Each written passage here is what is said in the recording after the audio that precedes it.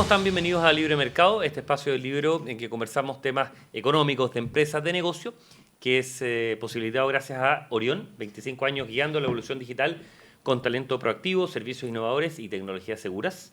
¿Crearás el futuro o te dejarás llevar por él? En EY saben que la mejor manera de vivir el futuro es crearlo. Con sus servicios EY te apoya en tu desarrollo para que puedas dar forma a tu nuevo futuro. EY Shape the Future with Confidence. Y Tempo con N de nuevo banco, N de no más letra chica, N de no más filas eternas ni comisiones escondidas. Tempo con N de neobanco, porque vamos camino a convertirnos en el primer neobanco de Chile. En este capítulo estamos con Ignacio Briones, economista, académico, ex ministro de Hacienda. Ignacio, encantado de tenerte en Libre Mercado. Hola Cristiano, un placer estar acá en el Libro. Además, felicitaciones por el programa. El nombre, muy bueno. Los auspiciadores, Tempo, ¿para qué decir? Parte involucrada, eso sí, yo soy director de Tempo y fan del neobanco. Partimos bien, además. Y además que el tema del libre mercado lo diga una persona que con el conocimiento tuyo teórico, además, en términos de libertad económica, es mayor todavía por tu desempeño en la Universidad Adolfo Ibáñez como académico. Lo conversábamos en pregrado y posgrado. Hay dos temas que la verdad es muy bueno tenerte acá sentado. Uno es la situación fiscal de Chile y otro, por supuesto, el lanzamiento del equipo económico de la candidatura de Evelyn Matei, de la cual tú eres parte como parte de este equipo. Entonces partamos por la situación fiscal de Chile. Y me interesaría primero plantearte una idea más bien general. Tú fuiste ministro de Hacienda y por lo tanto tienes o aquilatas de manera distinta la discusión en materia fiscal. ¿Te pareció particularmente duro el informe del Consejo Fiscal Autónomo? Y a partir de esa dureza que hay detrás, ¿es consistente la dureza del informe con el, déjame ocupar yo una palabra, con el descalabro en materia fiscal de Chile o no llegamos a tanto? No, partamos por ahí. No hay un descalabro, pero sí una tendencia súper preocupante. Yo siempre digo, esto es como el cuento de la rana en la olla de agua. Parte fría, se empieza a entibiar, qué rico, empieza a subir y de repente no te das cuenta cuando te quemas, ¿no? Entonces yo veo así, interpreto así el informe del Consejo Fiscal, que además es una saga de lo que ha dicho hace mucho tiempo. Acá, digamos, tratemos de sacar un momento esto de la trinchera política y digamos lo primero, que es que tenemos un desajuste fiscal estructural hace muchos años. Hace más de 10 años que tenemos déficit estructural. Estamos gastando estructuralmente más de lo que los ingresos que tenemos. Y el correlato de eso es un aumento en la deuda. Ahora, es cierto que la situación va a haber empeorado en este gobierno, sin haber una crisis. Para tener una idea, los 10 años previos a la pandemia, digamos, para dejar fuera ese periodo excepcional, el déficit estructural era del torno a 1% del PIB, en este gobierno va a ser de 2% del producto. ¿Ya? ¿Es catatónico? No todavía, para nada. Pero sí muy preocupante, la tendencia se ha empeorado y ese es el llamado que hace el Consejo Fiscal a este gobierno y al que siga y al mundo político, porque llama a un acuerdo político para hacer un ajuste fiscal tan obvio como necesario. Si esto es lo que pasa en cualquier hogar donde el jefe de familia o jefa de hogar es un ministro de Hacienda en su casa. No puede gastar más de lo que tiene, ese es nuestro problema. Hemos comprometido gastos con ingresos que soñamos que teníamos y que siempre se revelan menores. Y respecto a la dureza del informe, mira, yo creo que el día, lo he dicho muchas veces, el día que el presidente del Consejo Fiscal Autónomo sea amigo y amigui del ministro de Hacienda, tenemos un problema. El rol de esta institución es soplarle en la nuca al ministro de Hacienda de turno, quien quiera sea, y advertir de los riesgos, advertir de qué cosas no están de acuerdo, proponer, eso es su mandato, y a mí me parece que lo que ha hecho está bien, y ojalá lo haga con cualquier ministro de Hacienda. Yo lo despersonalizo, lo saco de esta administración. Ese es el rol del CFA y un rol muy importante. Es un peso y contrapeso, como Por supuesto. normalmente tiene que ser. Sí. Vamos a algunos datos. El Consejo Fiscal Autónomo planteaba, por ejemplo, que en déficit fiscal, en los últimos 17 años, 15 han acumulado. Y eso uno suma, ¿no es cierto? Empieza a ver gobierno del presidente Boric, gobierno del presidente Piñera, gobierno del presidente Bachelet, gobierno del presidente Piñera. O sea, ¿qué ha pasado con todos esos gobiernos? Tú fuiste parte, obviamente, de uno de ellos, que hemos gastado más de lo que estaba presupuestado. Por algo se producen los déficits fiscales, ¿no? Claro, sácale las crisis. Por supuesto, pandemia. La crisis subprime, la pandemia, ya. Y terremoto incluso. Incluso terremoto. Pero de esos 17, si uno le saca las crisis, estamos 3-4 años. 12, 13 años igual con déficit estructural en la gran mayoría de los años. Y eso revela el problema de fondo. Es un problema estructural. No tiene que ver con un gobierno de un signo u otro. En todos hemos tenido déficit, insisto, en este gobierno se ha profundizado en buena medida porque se han caído los ingresos estructurales Pero tenemos un problema estructural. Yo creo que hay que partir de ese reconocimiento. No hay que politizarlo y que decir, acá tenemos we have a problem, Houston. ¿Ya? Y el problema obvio es que hemos comprometido gastos que son permanentes con supuestos ingresos permanentes que decíamos que íbamos a tener y que siempre se revelan menores que los que realmente pensábamos. Las administraciones, el color que sean, son más bien optimistas respecto a sus ingresos, ¿ya? Y más conservadores respecto a los gastos. Y optimistas en el gasto. Y esa ecuación no funciona, pues, se genera una brecha. Entonces hoy día las firmas que tenemos gastos comprometidos, gastos permanentes, que son un número cierto, que cuesta mucho bajarlo, podemos hablar de eso, al contrario, a veces pueden subir, y tenemos ingresos que son menores que los que pensábamos para equilibrar esta ecuación a gastos permanentes e ingresos permanentes, y por eso tenemos un déficit. Uno de los problemas, Ignacio, que tiene es que al ser muy técnica esta discusión, mucha gente se aleja, Sí. precisamente porque no entiende. Uno de los elementos que han aparecido y que se han dicho, y me gustaría preguntarte si es real o no, es que este gobierno en particular ha considerado como gasto permanente aspectos de proyectos que incluso todavía no se han presentado. ¿Eso es un argumento real o es más bien un mito de la oposición? O sea, en el último informe de finanzas públicas, para llegar a su meta estructural de este año de 1,6, presenta una tabla con dos entradas. Una con los proyectos que llegan ingresos, ¿no es cierto?, que le permite tener ese 1,6, y otra sin esto, que les permite más bien tener un 2. El cómo se presente, yo creo que lo importante es que sea transparente, que se diga, oye, si estos proyectos no se aprueban, bueno, el número es este, 2% de déficit, que es probablemente lo que tengamos, y si se aprueban, yo planteo este otro, ¿ya? Entonces, no iría a la suspicacia. Me parece que lo importante es que se pongan como tienen que estar. Ahora bien, claro, o sea, los proyectos no están en tu control, ¿ah? Entonces, si uno hace como que el ajuste de gasto que vas a tener, consideras que esos proyectos se aprueban, bueno, es un ajuste de gasto menor que el que hubieras hecho si consideras que no se aprueban, que es algo fuera de tu control. Entonces, por ahí puede venir uno un poco la crítica, pero te insisto, creo que no perdamos el foco. El problema de fondo, es que tenemos un déficit crónico, ¿ya? Y estamos súper a tiempo para corregirlo, ¿ya? Pero es difícil hacerlo. Yo quiero dar la siguiente idea, que es muy obvia, ¿no? O sea, para que tú, cuando partes de un déficit estructural, esto quiere decir que estás gastando más que tus ingresos estructurales o permanentes, ¿ok? Por las razones que sean. Si tú haces crecer el gasto en los años siguientes, más que lo que crece el producto de tendencia, que es la base de los ingresos estructurales, no vas a estar cerrando el déficit, más bien lo contrario, de lo que se sigue, y este es el punto que quiero hacer, si nosotros tenemos un déficit de 2% del producto, probablemente lo que tengamos a fines de este año y le va a tocar administrar el próximo, si tú quieres bajar ese número de 2 a algo menos de 2, 1 al final de 4 años, 0 al final de 4 años, lo que sea, se sigue que el presupuesto o el gasto tiene que crecer menos que lo que es el crecimiento de tendencia de la economía, que está en torno a 2. O sea, el presupuesto tiene que crecer menos de 2. ¿Ya? Y cuando uno mira para atrás, los presupuestos siempre han crecido 3, 4%. A lo menos, ¿Ah? pero a lo menos. Por eso te digo, y te doy otro caso, si uno quisiera pasar del 2 estructural de déficit a 0 al año 4, que uno dice, eso es lo que hay que hacer, súper razonable, y yo estoy de acuerdo con eso, hay que equilibrar las cuentas. Eso en castellano significa que el presupuesto en términos reales tiene que crecer 0 en cada uno de los años. Eso revela la dificultad de lo que estamos hablando. Entonces, acá sin un compromiso de todo el mundo político, no solo quien esté en el gobierno, sino que también el Congreso, esto es súper difícil de hacer porque no lo hemos visto, ¿ya? Y esto implica que todo el mundo político tiene que tomarle conciencia que tenemos un desajuste crónico y que si no lo arreglamos, la cuenta va a ser cada vez más cara. 2 puntos del presupuesto serán 1.800, 1.900 millones de dólares, más o menos, ¿o no? ¿Más o menos? 2 puntos de déficit, el de estructural. 2 puntos del presupuesto, en sentido El presupuesto sí, más o menos, son más o menos 1.800 millones de dólares. Asumiendo que es 90.000 millones de dólares claro, el presupuesto pero lo de que Chile. yo digo, el déficit estructural es 2 puntos del PIB. Del PIB. ¿Ah? Que son Eso- 330.000, 350.000. Como 350.000, son como 7.000 millones de dólares por año, ¿ya? Entonces, lo que yo digo, si tú lo quisieras llevar esos 2 puntos del PIB, 7.000 millones de dólares, a 0 al año 4, en la práctica eso significa decir el presupuesto en términos reales crece 0.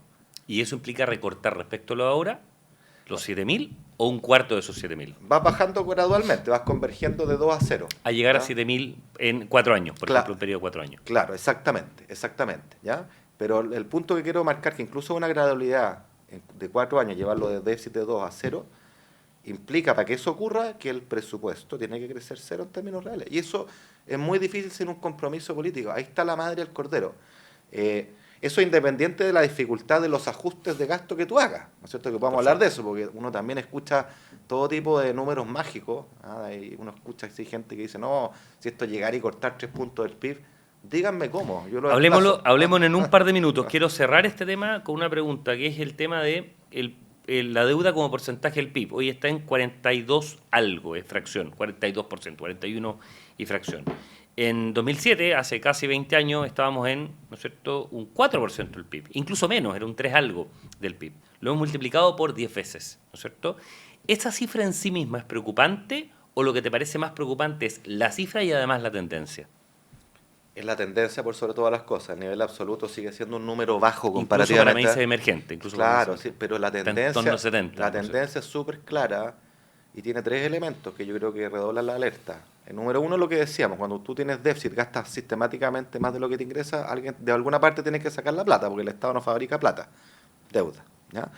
Luego tienes todo lo que va bajo la línea, que son flujos de caja que no se registran como gasto necesariamente, pero sí implican necesidad de financiamiento, ya que es un tema también a mirar. Y lo otro está el refinanciamiento de la deuda. O sea, tú acá estás teniendo tasas de interés de largo plazo que son mucho más altas que las que solíamos tener, no tanto porque el riesgo país de Chile haya aumentado, porque se ha mantenido, pero porque las tasas afuera, producto de la incertidumbre, la guerra comercial han subido, vimos que hicieron un downgrade de Estados Unidos, subieron las tasas largas, eso también lleva a las nuestras a subir, porque es el punto de referencia. Entonces, el refinanciamiento de la deuda que tienes te va a costar más caro, vamos a estar gastando más en intereses.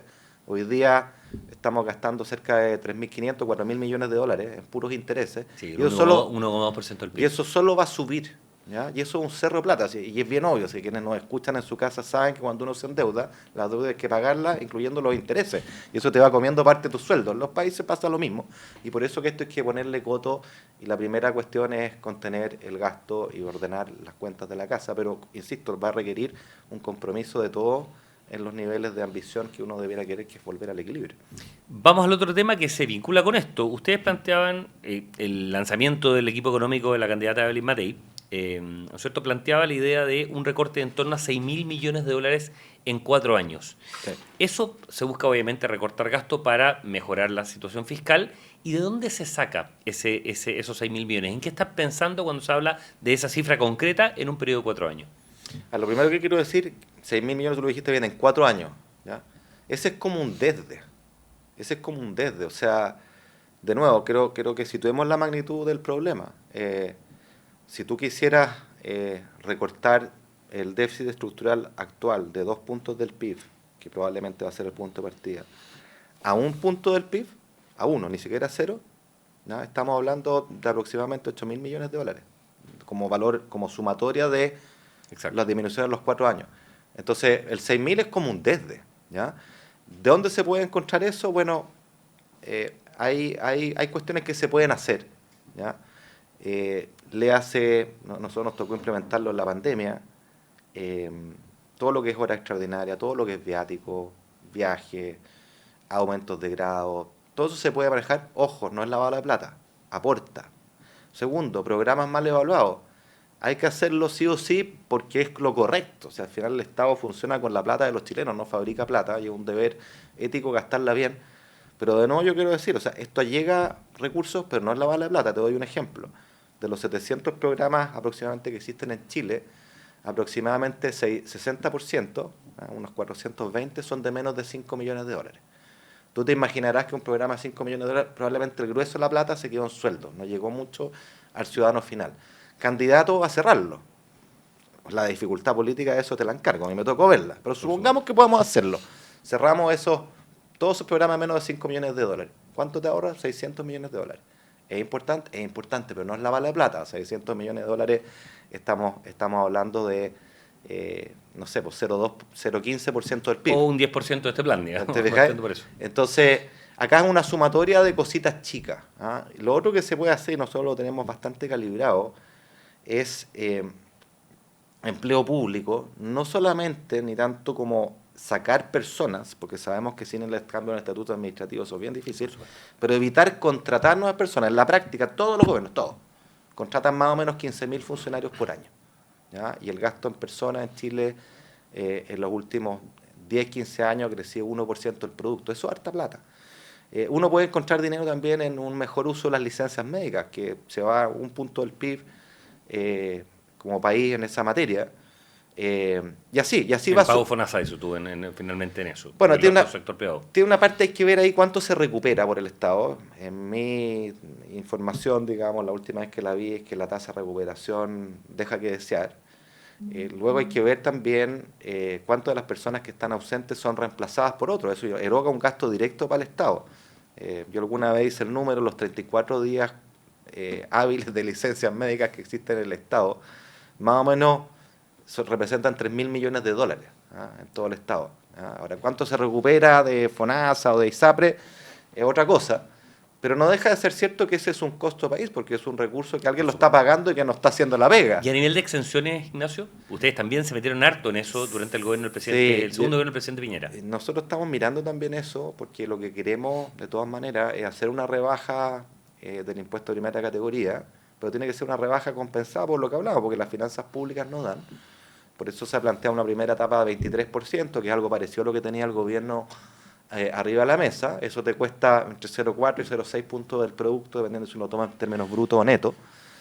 O sea, es plata, pero no es una cosa inabordable. Pero hay que compensarlo.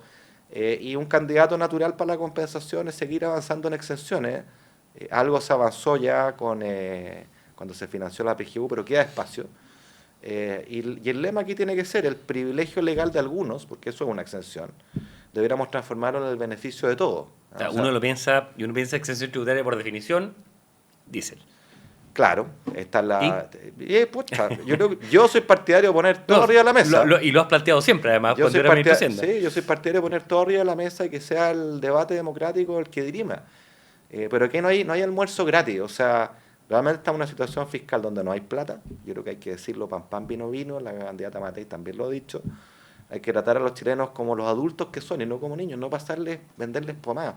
No hay plata. Y esto va a implicar ajustar gastos, ajustarnos el cinturón. No es bueno no es grato dar esa noticia, pero todos nuestros hogares alguna vez no hemos tenido que ajustar el cinturón, hogares mucho más fuertes que otros, ¿no es cierto? Y todos entendemos de qué se trata, porque si no las cosas terminan mal y al final nunca hay que perderse con algo, que yo no encuentro que es como obvio. Uno, gobernar es priorizar. Eso es gobernar. No te puedes decir que hacía todo, porque en el mundo real eso es pura fantasía, engañar a la gente. Y lo segundo, la responsabilidad fiscal no es ni de izquierda o derecha. Tiene que ser lo que es, responsabilidad. ¿De cara a quién? De cara a los chilenos, porque la fiesta hay que pagarla. En el caso de una de las innovaciones bien atractivas que ustedes plantean en la propuesta, es este presupuesto base cero, que nuevamente te lo he escuchado varias veces, ¿no es cierto? Esta idea de partir todos los años de cero e ir viendo año a año lo que es prioritario, más prioritario o menos prioritario, ¿verdad? Respecto a eso. Recursos, ¿no es cierto?, limitados para necesidades, no digo infinitas, pero múltiples. ¿Cómo opera eso y cuál es la lógica precisamente de ir poniendo énfasis año a año? Bueno, la lógica de gobernar es priorizar. Las prioridades no pueden ser estáticas. En cualquier hogar sabemos que el contexto cambia, hay un hijo que entra a la universidad, hay una enfermedad, nos queremos ir de vacaciones, alguien se quedó sin pega. Uno se adecúa sus ingresos y sus gastos a la realidad que tiene, va repriorizando. Y el Estado no puede ser distinto.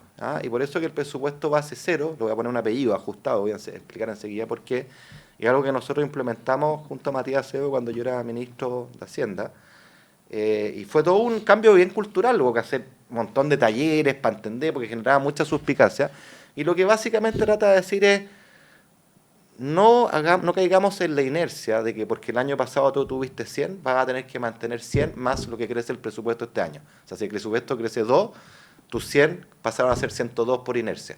Porque así no funcionan los hogares. Si tu segmento, tu área, porque es educación, por ejemplo, es más prioritaria, bueno, puede ser perfectamente 105. Y si hay otra área que nos parece menos prioritaria, bueno, en vez de 100 puede ser 95. En la pandemia lo prioritario era la salud. Pero le quiero poner un caveat a esto, una restricción. Porque acá yo también he escuchado así como, no, que se puede partir todo de cero. No, en el mundo real no se puede partir todo de cero. Ajustado, planteas tú. Ajustado. ¿Por qué? Porque hay un montón de los gastos del Estado, la gran mayoría, entre el 80 y el 90%, que están fijos directo o indirectamente por ley. ¿ya? Entonces no es como que tú puedas decir, ya, voy a hacer como que la PGU no existe. Exacto. Y voy a preguntarme entonces cuánto es la nueva PGU. No, la PGU está definida por de ley. hecho, el Ministerio del Trabajo entiendo que es el que lleva más porcentaje del presupuesto, siempre como ministerio, Bueno, uno de los más gruesos. salud es otro. Tú me dirás, se puede cambiar, pero de facto está definido, como que el per cápita de salud anda a bajarlo, digamos. Yo soy partidario de hacerlo en la medida que tú logres las eficiencias, pero eso es un proceso largo. La subvención escolar, por ley. Entonces, el grueso del presupuesto está determinado y a ti te queda entre, pongamos, un 10-15% de estos Para 90.000 donde tú puedes jugar. Y ahí lo que nosotros decíamos es, teníamos un ejercicio en que le decíamos a cada servicio, usted el año pasado tuvo 100, haga su presupuesto suponiendo que tiene 90. ¿Ya? Que por cierto, Ignacio, son, para que la gente entienda, 13.000, 14.000 millones de dólares. O sea, no es poca plata lo que se puede ajustar. Diría más cercano a los 10.000, pero no es poca plata, ¿ya? Y entonces tú le dices, imagínense que tiene 90 en vez de 100 y lo obliga a revelar entonces cuáles son sus proyectos prioritarios. Y luego se tiene una discusión, una vez que se revelaron esas preferencias, uno puede decir sí, no o aumento o disminuyo, ¿ya? Pero al final ese ejercicio es fundamental porque, insisto, cualquier hogar puede aumentar un ítem de gasto, la educación en un año determinado, y bajar otro, vacaciones en otro, ¿no es cierto? El Estado también tiene que poder privilegiar si va a gastar más en educación, si va a gastar más en defensa. Es lo natural, es lo que hacen todos los hogares y el presupuesto va a ser cero lo que Pero es interesante lo que planteas en el margen, digamos, o sea, en el sentido que manteniendo el grueso, por supuesto, porque hay una inercia y una cosa, ¿no es cierto?, de permanente, pero en el margen, que no es poca plata. Claro, pero déjame decirlo de otra manera. Si asumimos que tenemos básicamente 10.000 millones de dólares de libre disposición, así como que no tienen esta restricción legal directa o indirecta, y uno dice, ya, voy a hacer un ajuste de 3 puntos del PIB, como lo he escuchado algunos, bueno, básicamente estos 10.000 de libre disposición es llevarlos a cero. Esos son 3 puntos del PIB. Y por lo tanto, los 3 puntos del PIB tú dirías que es imposible. Es imposible. Políticamente incluso. O sea, políticamente es imposible, es fantasía. Entonces yo creo que acá tenemos que tener un debate ambicioso en términos de ordenar las cuentas fiscales, es un imperativo, se lo debemos a los chilenos, ¿ya? Decir pan, vino, no hay plata, vamos a tener que repriorizar, vamos a tener que ajustar, pero tampoco pasarnos fantasía, que uno lo escucha con mucha liviandad, me parece, respecto a recortes fastuosos que no existen en el mundo real. Esto es con transpiración, es difícil políticamente y requiere un compromiso también del mundo político todo. Los 4 puntos porcentuales de caída de impuestos que ustedes proponen, del 27 actual, ¿no es cierto?, a 23, obviamente reintegrando, con algunas exenciones, obviamente limitándola, en fin, se compensan con, primero, por un lado, qué es lo que van a plantear, y lo otro, a nivel de crecimiento, cuánto puede compensar también, porque en general la oposición tiene una mirada de que bajando impuestos hay un mayor dinamismo y eso compensa. ¿Cómo se compensa en esos dos ámbitos esta caída de 4, que eventualmente podría ser de 9 en el largo plazo? Mira, hay varias cosas, que buena tu pregunta. Nosotros la Comisión Marfan medimos este efecto, el efecto de primera vuelta, si yo bajo un punto de impuesto corporativo, cuánto te pega en lo inmediato, como recaudación fiscal, y el efecto de segunda vuelta, una vez que uno incorpora el efecto que esto tiene inversión y crecimiento. Entonces, línea para la suma, no es exactamente correcto lo que voy a decir, pero es más o menos como que cada punto de rebaja de impuesto corporativo son 0,15 puntos del PIB, son más o menos unos 500 millones de dólares cada punto. Y en términos netos, cuando uno le mete el efecto de segunda vuelta, son 0,1, un poquito menos de 0,1 del PIB, son como 3,50, ¿ya? Por eso que yo te decía que bajar de 27 a 23, estos 4 puntos, están entre 0,4 y 0,6. Ese es el orden de magnitud. Neto. Neto. Entre 0,4 sería el neto, 0,6 bruto. ¿Ya? ¿Cómo se compensan? Yo pienso que en exenciones hay un espacio para compensar el grueso de aquello. ¿Ya? Ahora, ojo con lo del crecimiento, porque para efectos de lo que hemos hablado en esta conversación, el anclaje de la política fiscal en Chile es la regla estructural. Y la regla estructural la solucionan los ingresos estructurales. Entonces, acá para poder girar contra esos ingresos, en algún momento esta baja de impuestos tiene que traducirse por un comité de expertos que diga, aquí cambió el crecimiento de tendencia. Del 2% pasamos al 3%.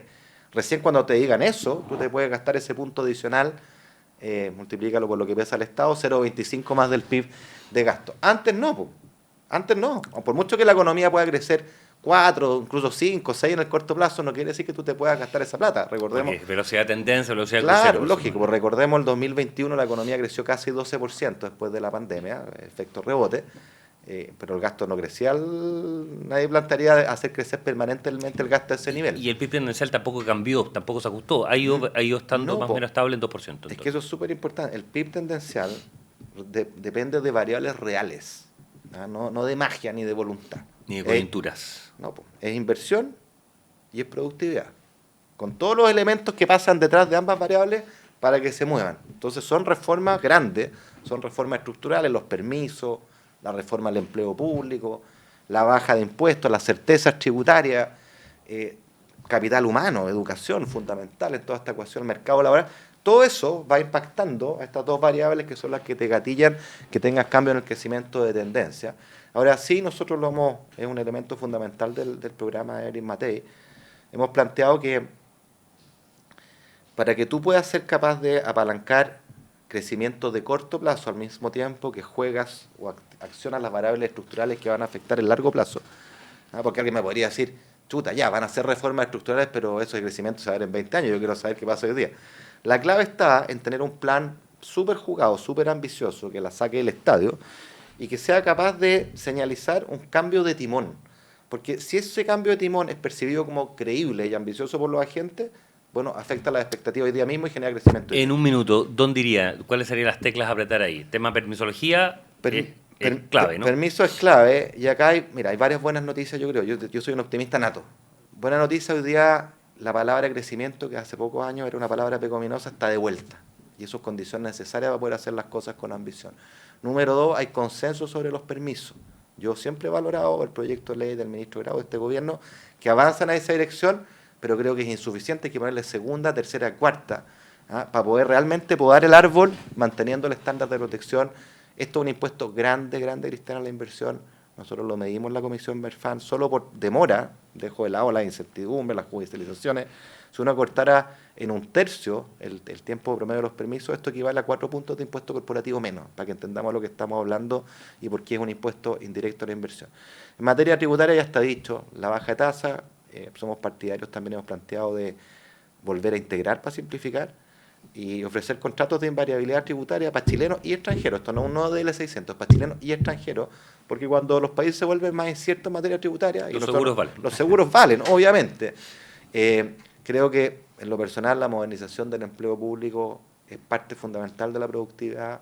Tenemos demasiadas señales de que la gestión en el Estado es deficiente, y eso no es porque las personas sean buenas o malas, sino que porque las reglas que hay ahí detrás no generan los incentivos adecuados, hay inamovilidad y hay evaluaciones que sabemos son un fraude, todos lo sabemos, pero nos hacemos los lesos.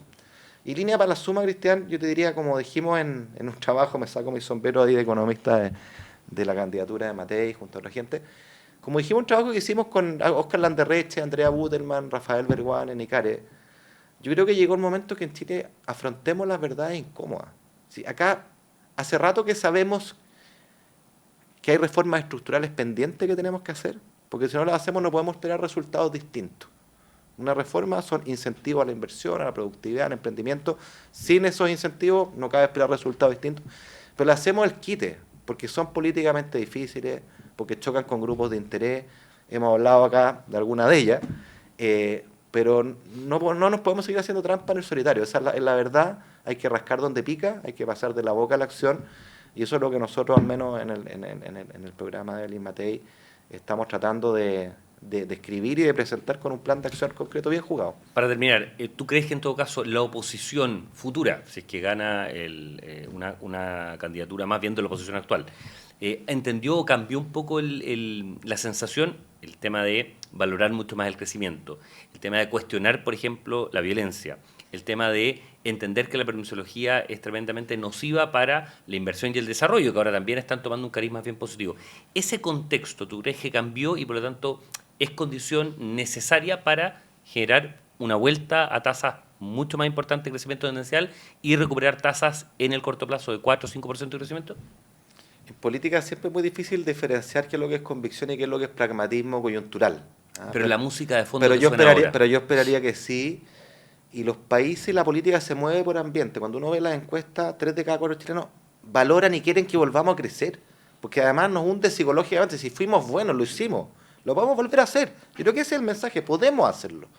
¿Ya? Ahora, no se puede bailar solo. Se requiere también una oposición relativamente constructiva, y tenemos el problema del sistema político, no hablamos nada hoy día, pero que es la primera estación, digamos, para tener un crecimiento de largo plazo, es un sistema político funcional a los acuerdos, y no más bien lo contrario, que es lo que algunos siguen abogando. Pero yo esperaría que sí, y buenas noticias, crecimiento, permiso, el tema de la seguridad. Te agrego otra fundamental, el fin del anti-extractivismo. Si este era el discurso de quienes hoy día nos gobiernan hace pocos años atrás, que había poco menos que cerrar las minas, sacar los bosques y pasar a industrias de alto valor agregado, que quién sabe qué es lo que era.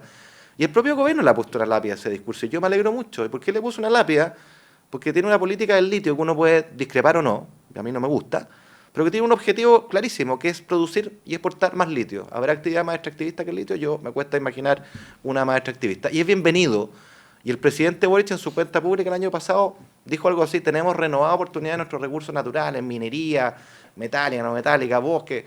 Bueno, hay que tomar la palabra, hay que ir para allá. Yo creo que tenemos una oportunidad extraordinaria. Basta de avergonzarnos de que somos ricos en recursos naturales que el mundo reclama, que el mundo necesita para la transición energética, porque también nuestros bosques, nuestros salmones. O sea, hay que ir con todo, hay que tener metas ambiciosas de aumento de producción ahí.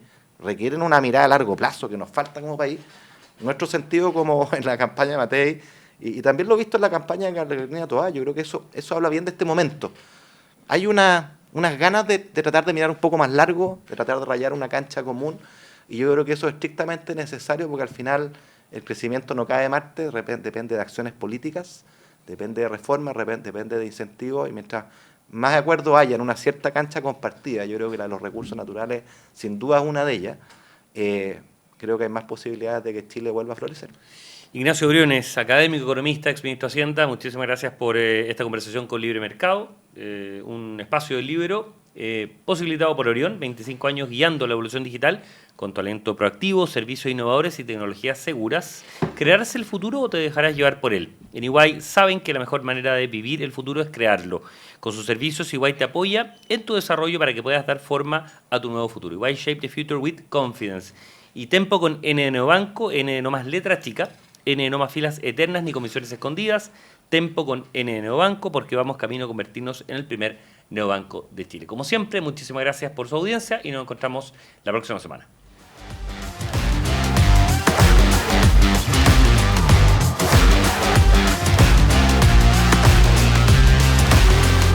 El Libero, la realidad como no la habías visto. Haz que estos contenidos lleguen más lejos haciéndote miembro de la Red Libero.